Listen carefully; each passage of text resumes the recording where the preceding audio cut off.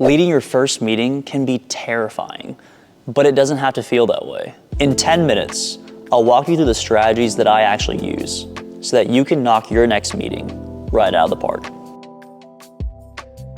I'll break this down into 3 parts: the prep, the meeting, and then next steps. Let's get into it. So let's start with the prep. Behind every successful meeting, there are a number of steps and things that happens behind the scenes that no one sees. The prep is so important.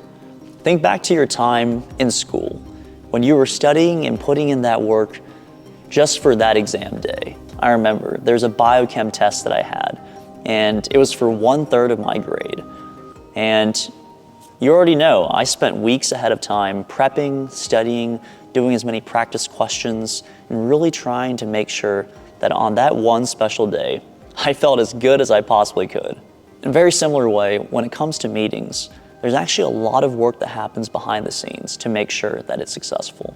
Keep in mind that every meeting should have a purpose. We only get 24 hours every day, so time is so valuable. And that's why it's super important that you have a meeting agenda. An agenda allows you to set the stage for why you're meeting and the purpose of it. To a project manager, there's nothing more anxiety-inducing than being invited to a meeting where you have no idea what the context is and no one's told you anything about it. That's why the agenda is so important. The agenda should tell you what the context of the meeting is about, should tell you what your goals are as well. The context gets people up to speed, and then the goals are the intended purpose of that meeting.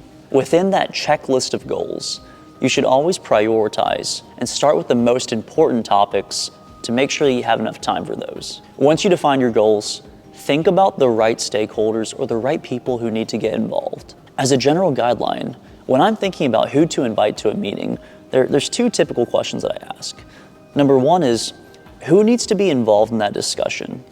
And then number 2, who has the expertise or the knowledge in that area who can really contribute value to that meeting? Within your agenda, you should make sure that it's really clear why each person that you've invited needs to be a part of that conversation. And last but not least, provide any relevant resources ahead of time to the folks who are joining the call. You want folks to have the right context so that when you meet, number 1, everyone's on the same page, on the same level field, and then number 2, you can really use that time to focus on the goals that you want to accomplish. So now that we've gone over the preparations, let's talk about the actual meeting. So you spent many hours prepping for your agenda, and somehow you found time on everyone's calendar. You had that meeting on the books. So now let's talk about how you lead that meeting. During the meeting, be prepared to take notes. Just like a quarterback needs their football, a project manager should always be armed with their notes. I know it sounds so cheesy, but it's really true. A project manager's notes are so important, and folks will need to reference that documentation later on. As a general guideline, when I start meetings, I always start with the context. So set the stage as to why you're meeting. Then follow that up with the primary goals that you hope to accomplish. Make sure that everyone's on the same page, everyone understands the purpose of that meeting. Once you've kicked off, it's really important that you get everyone engaged. Think about it. The reason that you're meeting is because you don't have all the answers. If that's the case, then does it make sense for you to talk the entire time? Just because you're leading the meeting doesn't mean that you need to be talking the entire time.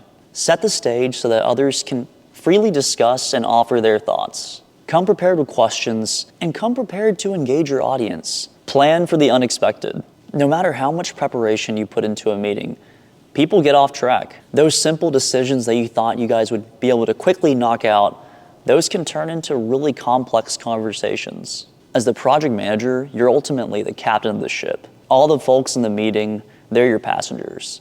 And if the ship is veering towards a cliff, it's your responsibility to course correct. Plan for the unexpected. If the conversation derails and folks get off topic, kindly guide them towards the goals that you already defined at the very beginning of the meeting, and make sure that you guys are staying focused on the task at hand.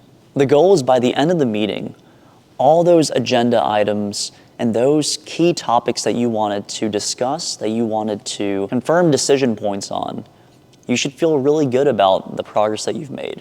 The folks who you've invited to the meeting, they should be engaged. They should feel that they've been able to express their opinions, And ultimately, by the end of the call, everyone should feel aligned and on the same page on next steps. So let's get into part 3, the next steps. So you've led a really impactful meeting, which may have been stressful, but you've managed to keep everyone on track, you've hit your goals, and everyone feels good about what they discussed. Now what? Well, the job's not over yet.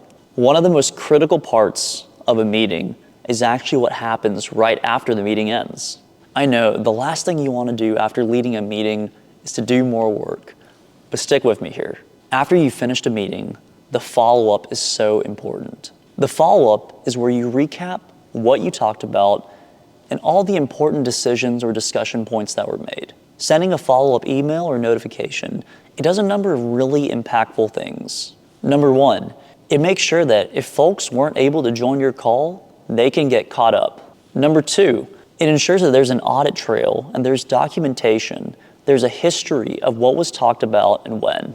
And then number 3, it's a really nice gesture for just wrapping the bow and tying everything up. So let me give you an example. Imagine you're on this really fun and nice date, and during that date, you have a great time with this special person. Both of you seem to have a great time. And then the very next day, that special person sends you a text message, tells you how great of a time they had, and then talks about the things that they enjoyed doing with you. How does that make you feel? It probably makes you feel really good. It's a really nice gesture. It probably makes you happy for all the effort that you put in, and it makes you feel heard. And I know, totally different context, but a follow-up can serve in a really similar way.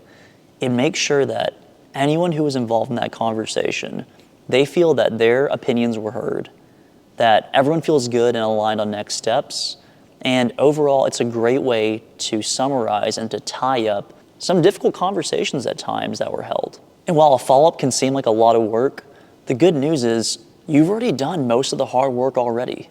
During the meeting, you were prepared to take notes. You took really detailed notes on the conversations, on the discussion points that were held, on any decisions that were made. Now, it's just going back through the notes, summarizing the main points, and then sending those out to the folks who need the recap. On the outside, folks who join the meeting, they may feel that the meeting is the most important thing that was done. But in actuality, the prep work that you put in behind the scenes and the follow-ups after the meeting, those are equally as important, if not more important, to ensure a successful meeting. The way you prepare for a meeting and the way you lead a meeting can really set the stage for what you hope to accomplish, and all the prep work that you're putting in behind the scenes, while at times it may feel overlooked, but I promise you, it will not be wasted. Thanks so much for watching. I hope this video helps you crush your next meeting. Drop a like, comment, we'll catch you on the next video.